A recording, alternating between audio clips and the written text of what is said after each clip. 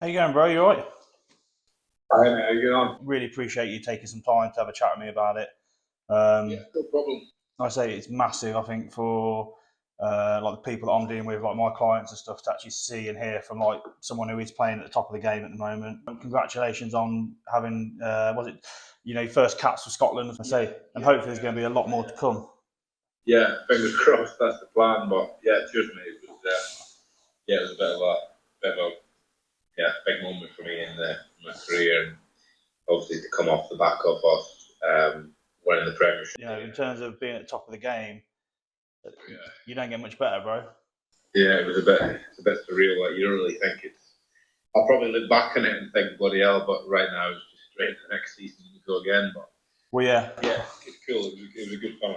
Really good fun. yeah. So for Rupin, so like, what's the best piece of advice you've received? I guess focus on scrummaging first. So me being a hooker, like, the biggest job for me is sort of, I'm in the middle of two props. So I had an old scrummaging coach that was sort of spoke to me about liking the hooker as like the glue to the building blocks, Yeah, the glue that holds the blocks together. Because to be honest, the hooker has a massive part to do in the scrum, but we're nowhere near pushing the load or the sort of amount of power that the props either side of us are, but we've got a massive feel in where the scrum's going, what tight head's going where, what yeah, head's from somewhere, what the other hooker's doing. So I think the biggest that it's not really advice, but it was more just that we need to almost when it comes to the scrum, it's massive to do with the hooker. The hooker has to have a massive say in it. If he's feeling something, if he's not getting enough weight from in behind, getting too much weight, referees doing something like it, everything needs to come from the hooker. yeah, The glue in that making those building blocks yeah. that makes the scrum work. Have you got any other pieces of advice for, I guess, like aspiring players that are coming up, just rugby in general? But in terms of rugby in general, the one that I quite like is sort of it's like you're done when you're done. And what that basically means is that whatever happens in training, whatever happens in a game, whatever it is, when you're finished and that's you finished with it, you're done. Like you can review it and you can go over stuff at a later date about why something didn't go right. I think for taking things forward, I think dwelling and stuff and thinking about it straight after something's happened when you've got something else to do, or it's even the end of the day, like whatever's happened has happened. Yeah, you can't change it, can you? Yeah, like it's. I think when I was younger, probably got into a bit of a habit of, overthinking stuff a lot and finishing training sessions, but even finishing parts of training and going like, shit, like I missed that throw, Yeah, or like, oh, I wasn't. I left my left shoulder open and the tight head came in on that scrum. I'm thinking about that in training. Um, sort of like not being in that flow sort of state. You're not in that. yeah, You're not in the moment, are you? you're completely gone to the fact of like if a new drill was to start there and then, you should just be on to that, and then that started, and then when it's done, it's done. That idea of whatever you're doing at that time when it's finished, that's it, finished. Like leave it Yeah, there. And yes, I'm not saying you don't review it. Of course, you got to review it and have a look over why whatever happened or why it was good, why it was bad. But in the moment and to be honest, in the training session, more specifically for me, would be when it's done, leave it there. That's you. You're okay. on the next thing, and you can think about it after. I think that goes with anything you're doing. You've got to give it your all when you're doing it, and if you're thinking about stuff that's happened before, Yeah, it's going to take away from what you're currently trying to do. So yeah, yeah, yeah. all right. I resonate with that a lot. I think there's times and stuff when it doesn't go how you want it to go, and it's park it, and next job. For me, it's always like next job mentality. Like what am I doing now, and like where Yeah. the focus is. Yeah. What's your worst piece of advice, either in like rugby, scrum, life, anything? I've been pretty fortunate that I've had um, a lot of decent coaches who's given Yeah. me pretty good feedback, stuff like that. I think more just to, this isn't maybe what you're wanting, but to flip it on its head and go things that I've thought about rather than an advice that I've been given. So almost like advice that I've given myself when about stuff in terms of trying to figure stuff out for myself and figuring out the wrong way to do it. I would say definitely is the sort of perfection side of stuff. Like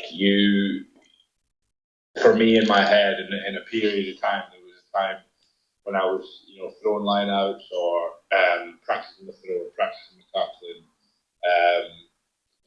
practicing whatever, and I needed to get it right every single time. Like it had to be completely perfect, and it had to be, if I'm tackling, I'm making sure my strike foot's off. And it's a big hit. Like it's not a hit. Like what are you doing? What's wrong?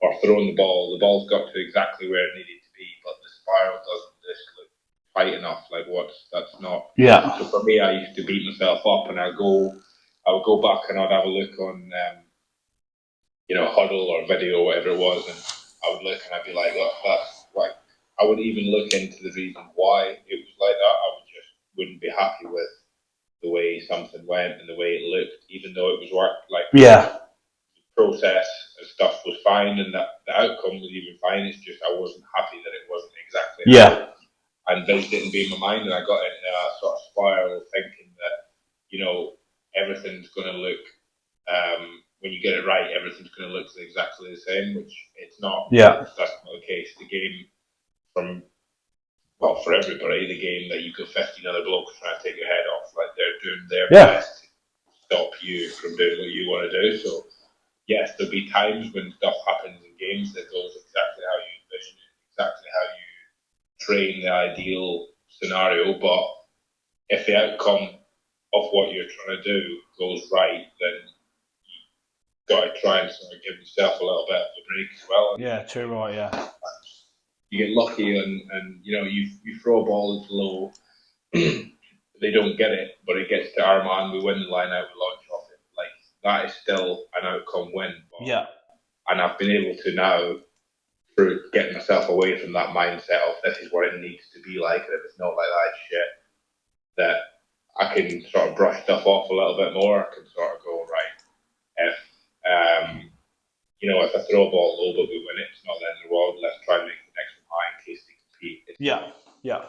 Throwing that low, it looks shit, it looks like a poor line out because of throwing it low.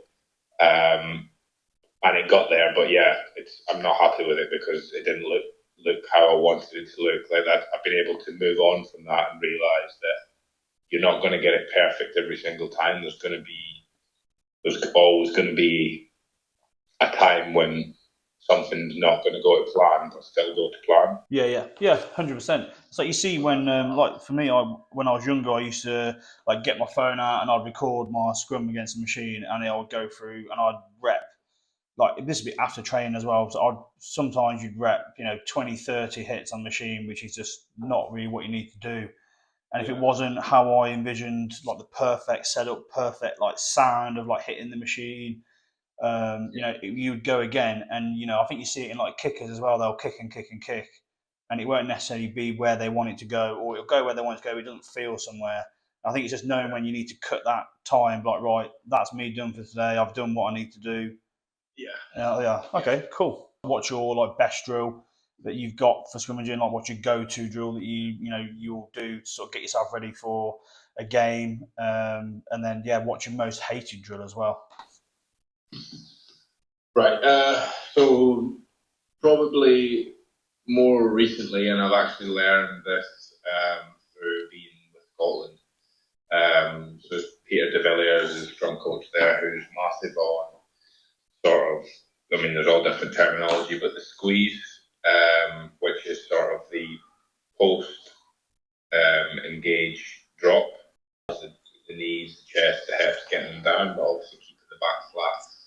So the best, what I've found, I've only been doing it for sort of 2 months now, but me and Elliot Miller-Mills, Saints, he's obviously with Scotland as well, so we've been doing bits together, and just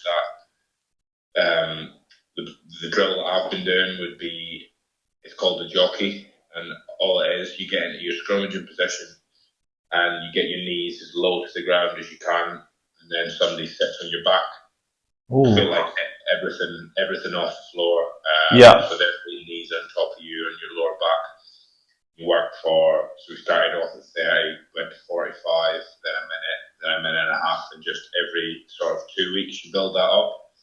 So it's almost that fight in the shape of the squeeze. So obviously that you need your engagement and stuff like that, but I think a massive philosophy of his is that sort of the one who breaks shape first, when you get into that squeeze battle, is normally the one who loses the scrum. Yeah. So the longer that you can hold that strong sort of squeeze position post engagement, then the more chance you've got of outdoing the opposition. So obviously you've got all your engagement and stuff involved in that. So I think for me the most realistic scrum thing for me has been that literally it's an easy drill, jockey, somebody on your back, and then out and up the second. And then the flip side of that, I haven't done a whole lot of this because it's very hard, but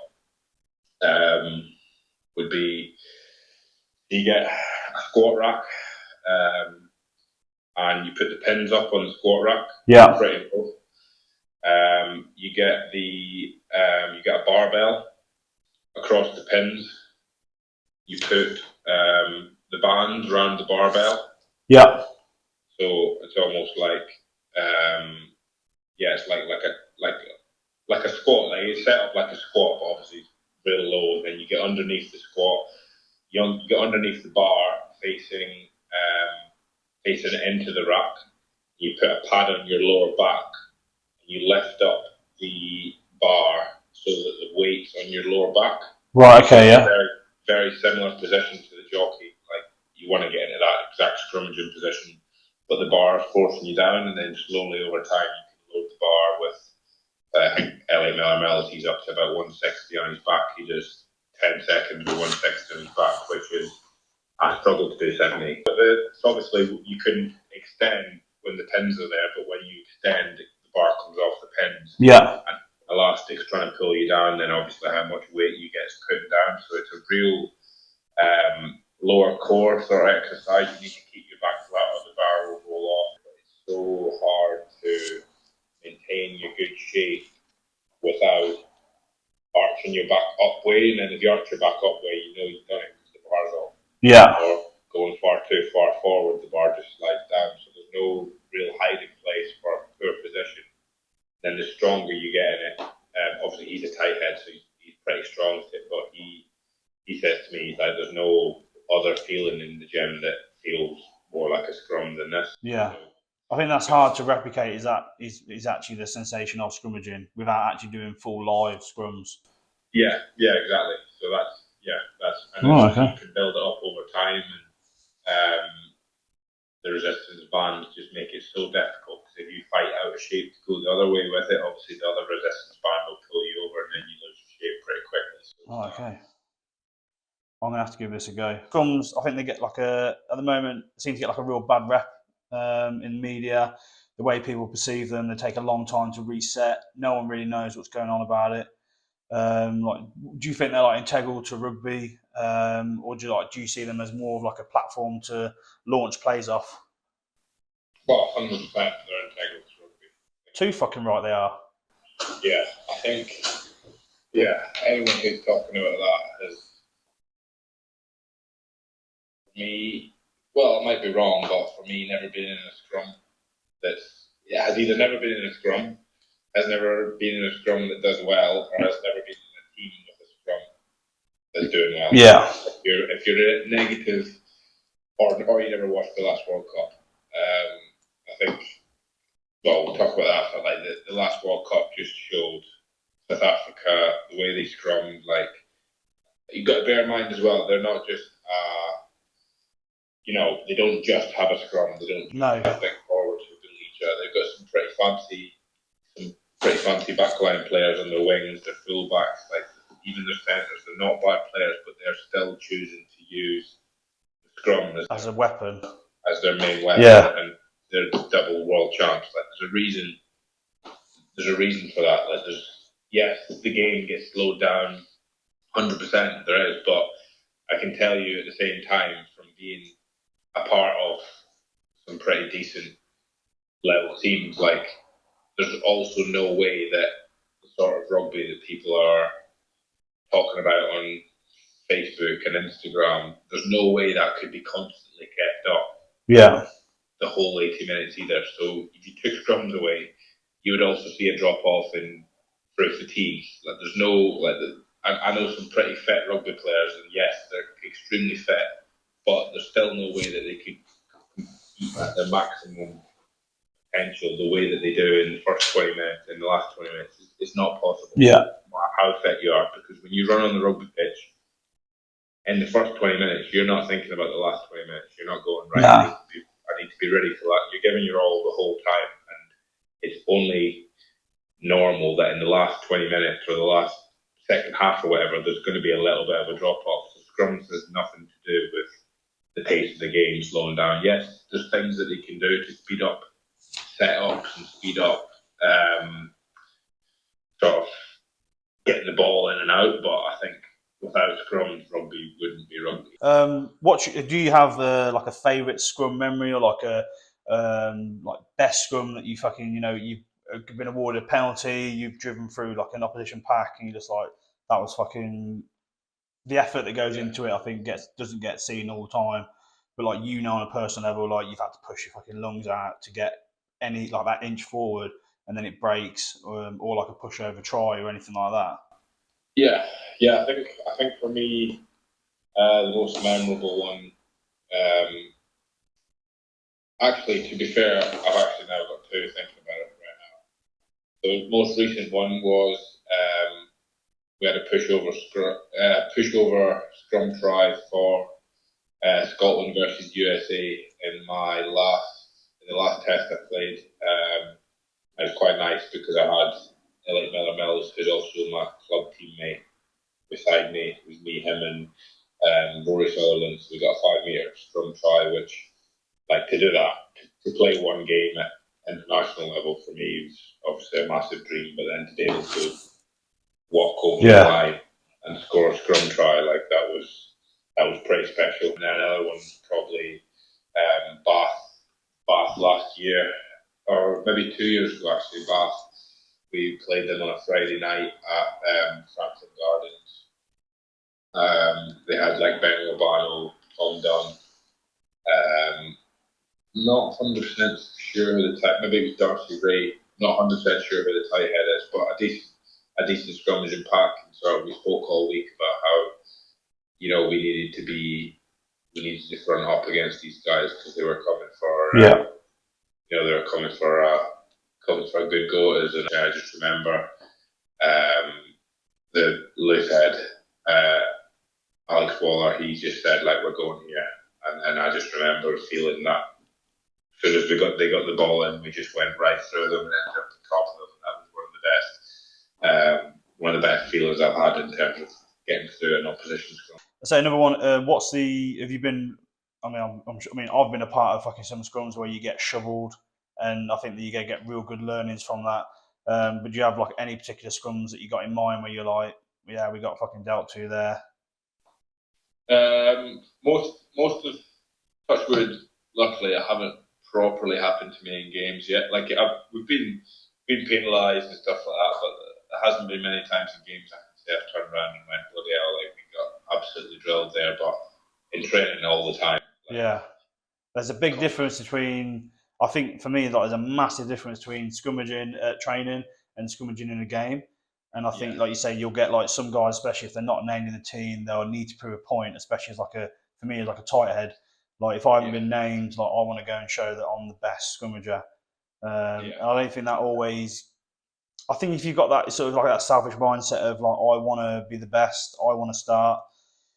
As long as it comes and you understand that it's a team game and you're not a complete dickhead about it, I feel like it makes everyone up their game.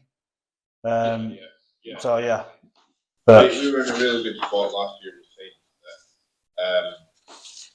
our scrummaging sessions were by far more harder than what we'd experienced come the weekend. And Yeah.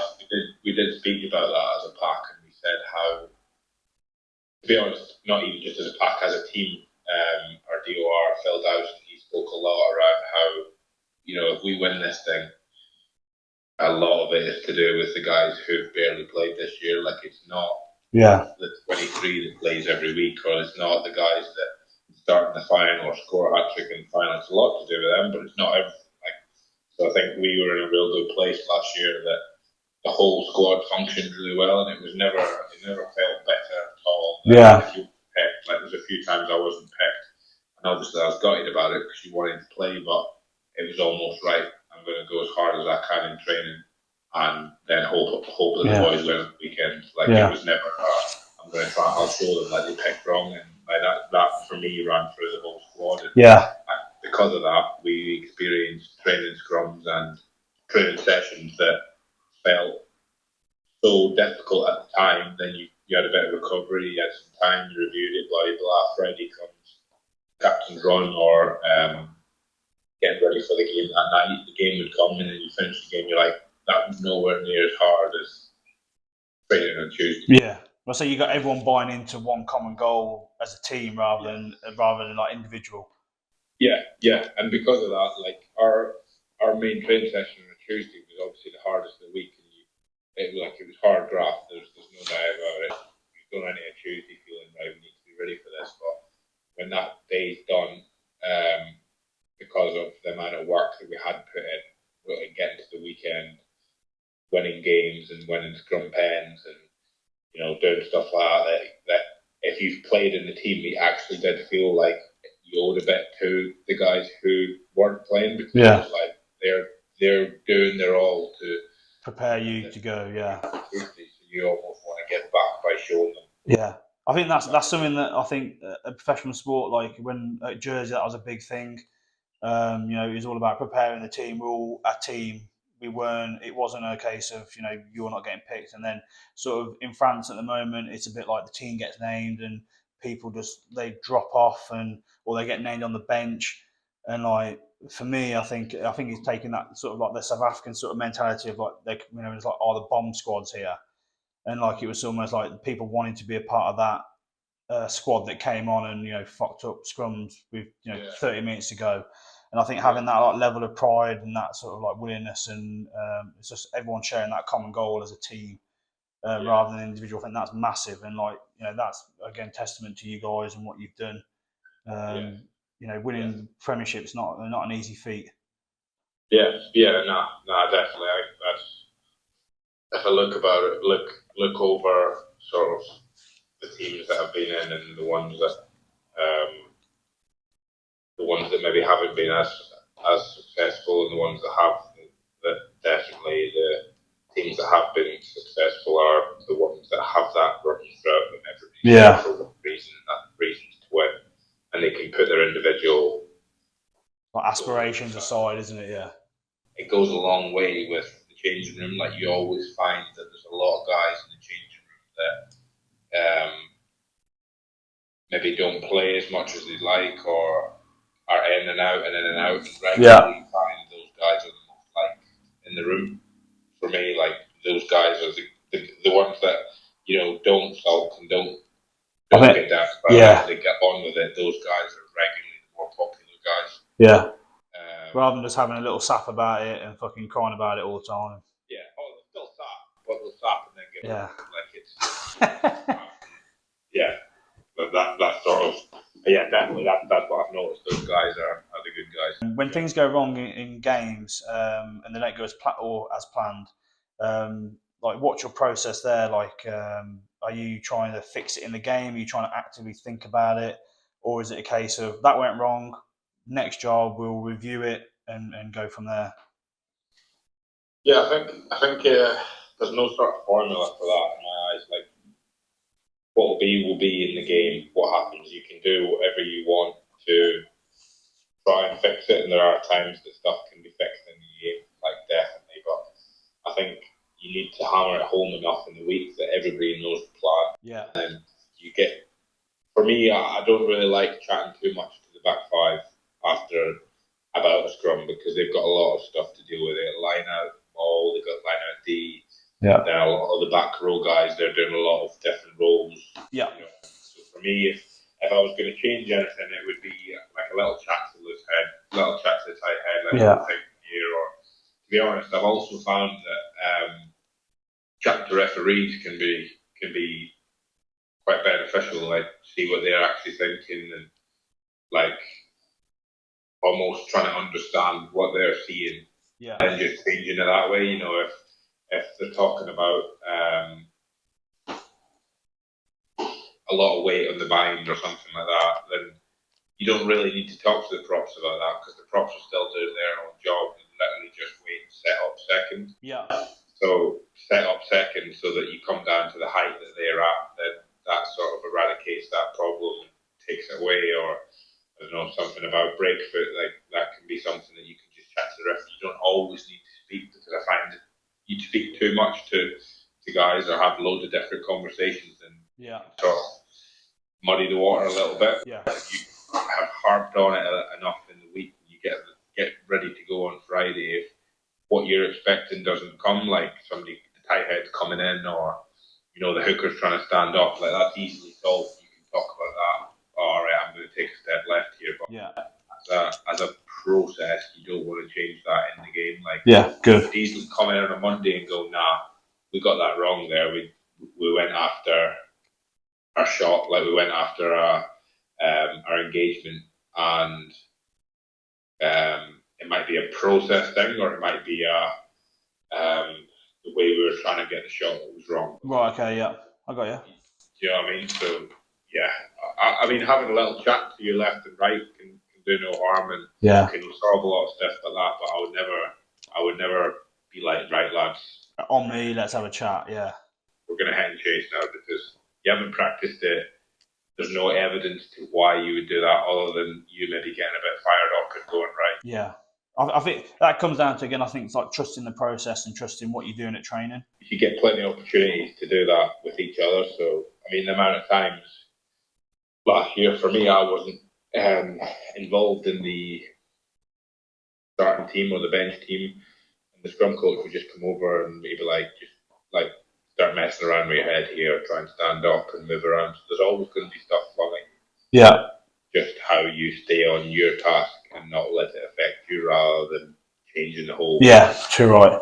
I think having those like for me, I really like having a little conversation, and it's again finding those right times to do it in sort of breaks of play.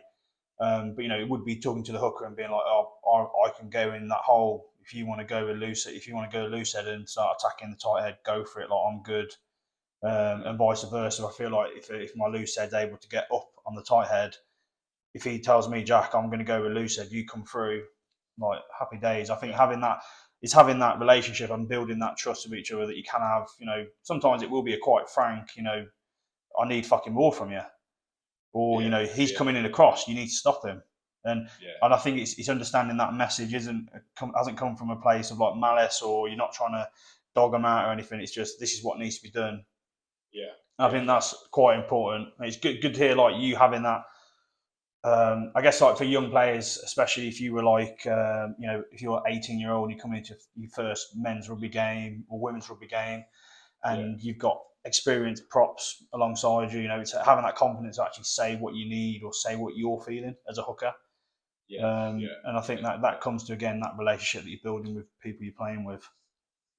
Yeah. But also, like, even if you're you're a young prop and you've got an experienced hooker and an experienced other prop, like being able to, you're all there for the common goal of doing well in the scrum. So I think, if you're feeling something on your side, you're getting pushed across on the bind, or you're doing really well and you feel like there's a chance you could go, then speaking up and letting somebody know that, or ignoring exactly how you feel is in the moment is exactly what you need to be doing. Yeah, too right. I have no idea what happens to the tight head after we've engaged. Like, I can feel rough things, but it's only my feeling that I always happen. I have no idea what the loose head's up to, what he's thinking, what he's doing. So you're all blind. Yeah. So it can have a little bit of a conversation just to make sure you're on roughly the same page. You're too right, yeah.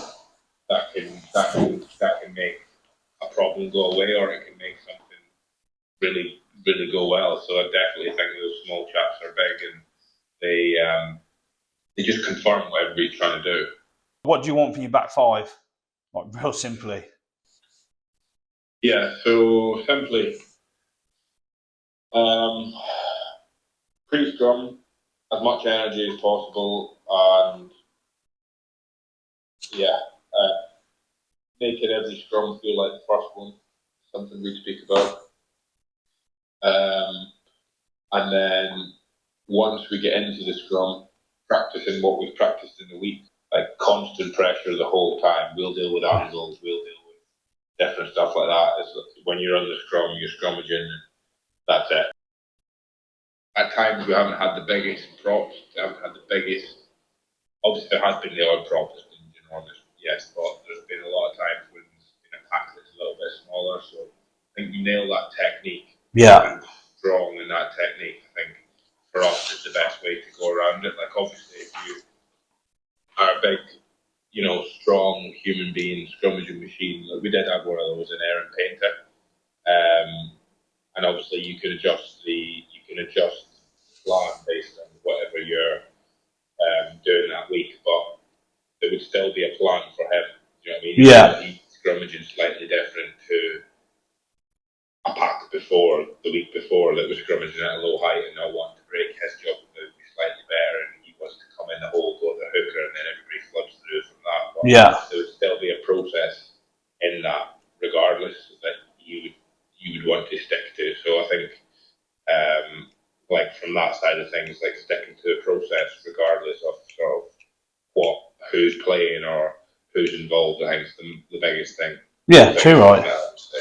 Which I think things do really well at, because the scrummaging coach, our scrummaging Matt Ferguson, he hammers home the process all week. Yeah. Everybody knows exactly what they're doing, and that's from back five to like I reckon even some of the backs could tell you what we're looking at doing. Yeah. In different areas of the pitch, just because it's hammered home so much. And if you go away from task, then that's when there's trouble. But if you stay on task and just get dipped, then there's no trouble, because that's our plan. And I think it's like, again, come back to that trust in the process. That's something I try and hammer home to clients and people that I'm trying to coach. Is find that process that works for you, because like for me at the moment it's more scrummaging on an individual level. So it's finding what works for you, sticking to that, and then when you do your review process, look at your process and go, right, well, did I, get my feet back? Did I get into a good position? Am I sinking down low?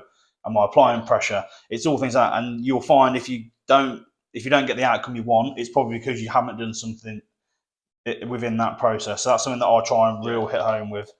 But I think realizing as well that you can hammer your process and get everything spot on right, but the guy opposite you is just better than you. Yeah, it can be. And by that, doesn't mean that you accept that somebody's better than you, but then how do you make your plan better? It's using that error to your advantage and turning it into right. What am I working on next? How do I get better? Yeah, I think that's fucking a real good mentality to have.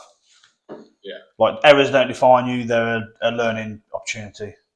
Yeah, especially in scrums. Yeah, especially there's no other place that you can one scrum walk through somebody and the next scrum get walked through. Like it doesn't. There's very rarely that it'll happen that you'll walk through every single scrum. Yeah. The scrums that I've sort of scrummaging pack that I've sort of played against, there's never ever a time that you'll drill somebody and then drill them exactly the same scrum after. Yeah. Very rarely will that ever happen. So take your wins, but also take your losses. What do you want from your loose head? So loose head, massive connection. So his right shoulder connected to my right shoulder. Obviously different loose head, scrum definitely do whatever they want to do to affect the tight head, but that connection's massive. That hip connection that sort of keeping that tight head there. Just giving the tight head no space to attack. Is it? Yeah. Keeping that closed as long as you can, and aggressive off the mark. So I feel like if you get the hooker, like very rarely will you get hooker, loose head and tight head at the exact same time. There'll always be a slight difference, and I think the closest to being able to work together is the loose head and the hooker. Yeah. So if you get them hitting at the same time, so timing, tightness, and then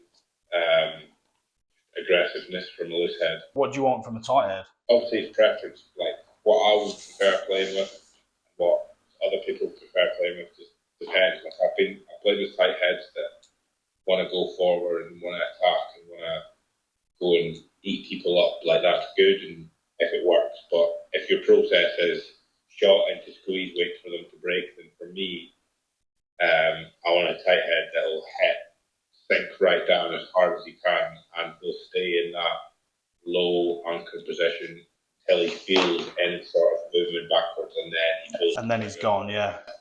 Because you get over trigger happy with it, you get over eager with it, you go too early, that wrecks the hook. Yeah. So for me, if I attack that hole way too early and there's no real space for me, you know, my position is going to be compromised, or I'm going to be just higher. Basically, it gives that loose head that opportunity on my right shoulder to come in and attack me, and then it just fucks it all up. So yeah, I couldn't agree more on that. Yeah. Yeah, and I think as well, like I play in a team at the minute where our loose heads, I can't tell you whether this is because of the paint or what, but I've noticed that the loose heads at the minute that I'm playing with are a lot more attacking than the tight heads anyway. Yeah. I feel like you get your tight head in that position of being able to know when to go and know why you're going there. The loose head has a little bit more of a free range. If part of the scrum right, if he gets his shoulder right, the tightness right, he's aggressive at the start, and then he can work his, like, because a lot of our scrummage and loose heads, their sort of superpower is being able to attack on the snap. Yeah. So I don't think you don't need a tight head that wants to do the same, because then it just gets messy. Yeah. So you have that just sort of disjointed, don't you, in turn that front row, the tight head's trying to go, the loose is trying to go, you're not going as one.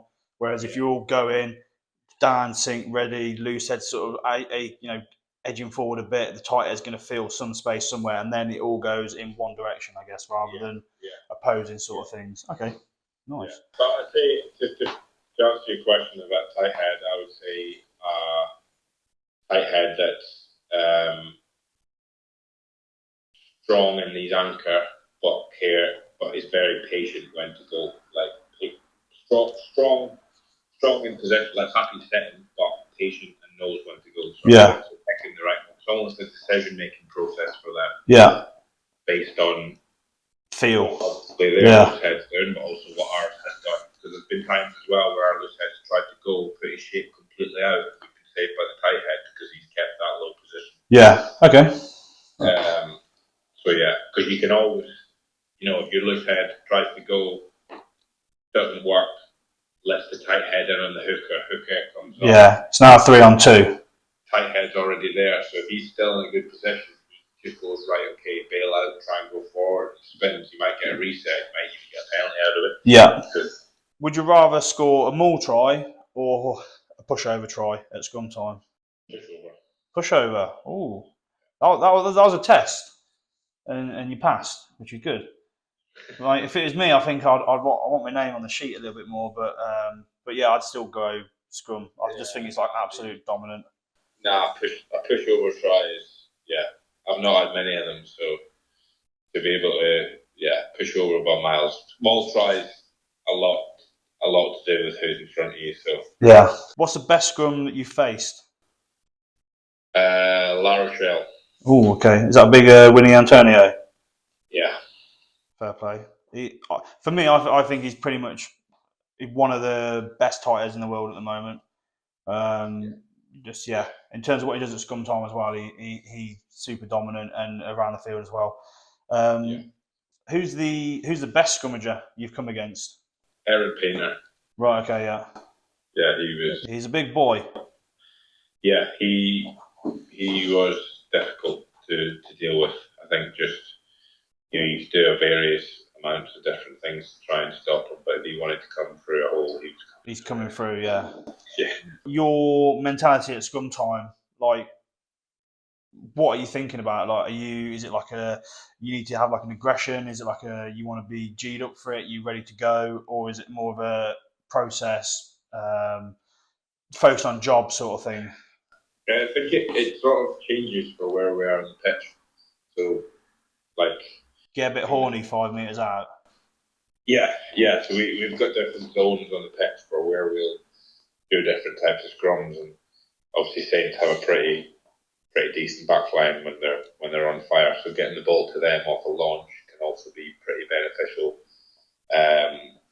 for the team. So being able to clean launch without mucking around too much with anything scrum. So I suppose that's where the Saints having a nice clean scrum comes into things as well. But I think being able to, for me, it's probably process, but it's a process of being able to then have the ability to switch on, being horny, but at the same time being smart. We talk about scrumming smart a lot, so you're 5 meters out, obviously we're going for it. I'm not going to say exactly what we try and do in different areas of the pitch, but you're in the halfway line in the middle of the field. Yes, there's the opportunity for a penalty here, but there's also a very good attacking launch opportunity. We can clean ball to our 8 and then we let our 9, Alex Mitchell, go either side. Like, there's a lot of backlines will worry about that more than us just getting a scrum pen. Yeah, too right. But again, it's doing that process of what you've trained all week and what you're actually doing as a team, not just what you want to do. Yeah. Just understanding where we are in the pitch, understanding how the last scrum went, what happened in the last scrum, and then deciding on the emotions due to that. So I'd say gathering evidence for creating whatever emotion we go into the scrum. But overriding, aggression, trying to, you're in there as a confrontational battle. Like, no scrums are easy, and there's nothing easy about being in a scrum ever. But there's times when you can do less that minimises the chances of giving away a penalty. Yeah. You know what I mean? There's times when you can go, right, okay, we give a penalty away here, we give a penalty away, and there's times that we go, do we really need to go for that here, or do we launch, put them up the pitch, and then potentially get a penalty on in their 22 and then go for them, sort of thing. So too right, yeah. It's that picking and choosing moments, isn't it? Yeah, I think if you're asking me, that's what I would say. That would be my answer. But I think also if you ask the props, I don't think their mentality would ever change. It would always be, we're gonna fuck this shit up. Yeah, too right. Like, what advice would you give to like a young player who like aspiring to become professional? I think it comes down to like 3 or 4 categories. You know, they want to put on size, they want to be bigger, they want to be stronger, they want to be fitter, or like skill set. Like for me, I think skill set's massive and something that's underutilized. I don't think people focus that much on it.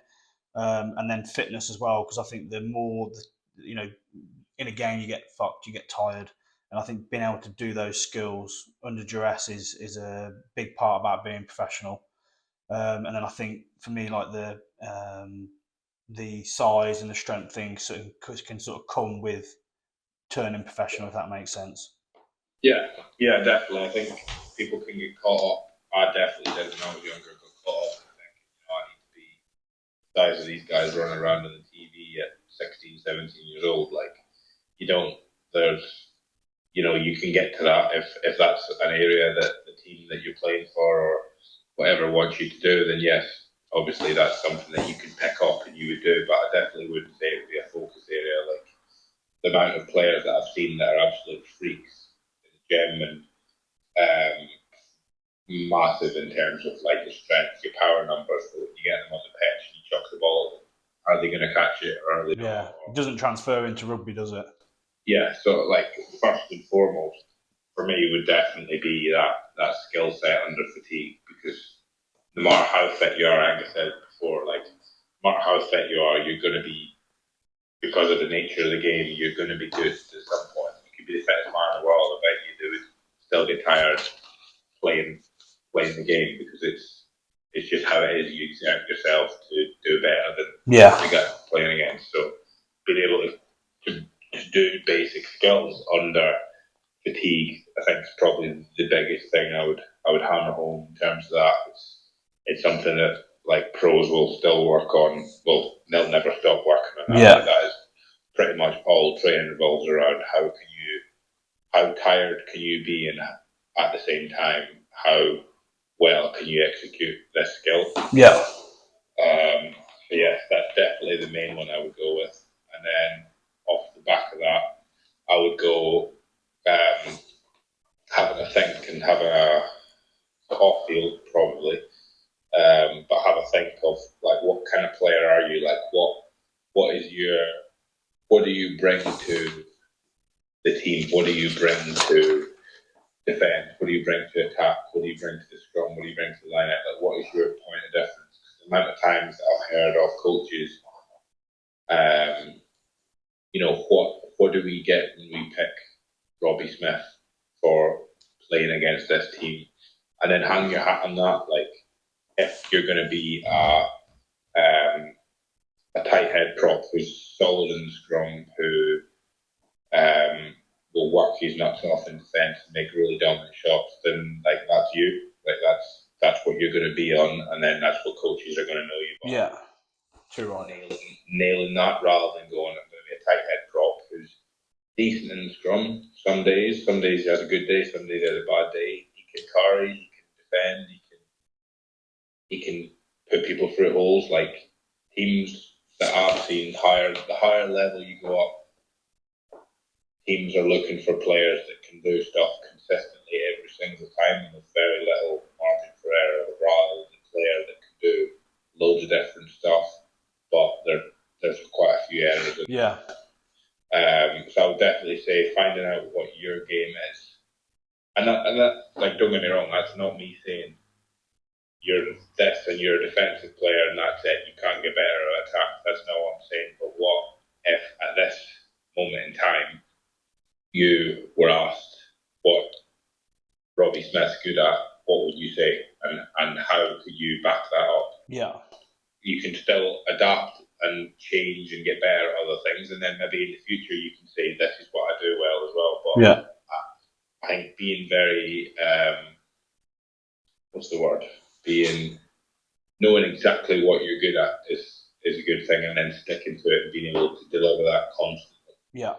Because there's 15 players in the team and 23 in the match day squad, and what I've found is that coaches will always pick on consistency. What do they know when they put you out over the white line that they're going to get? How can they guarantee that happens every time, or more than less? Yeah, too right. It's what I would say. So yeah, that was a pretty long way of saying know what you're good at. That's pretty much everything I've got, bro. Like, again, like massively appreciate the time, and I guess like the effort. I think for me, it like shows a lot of like your character to have the conversation and stuff. And like I say, a lot of people like won't give it the time of day, and like I say, just really appreciate that. All the best for the rest of the season, and I say all the best. Have a good one. Cheers, mate. You too. See you in a bit. Catch up. Yeah. Bye. See you, mate.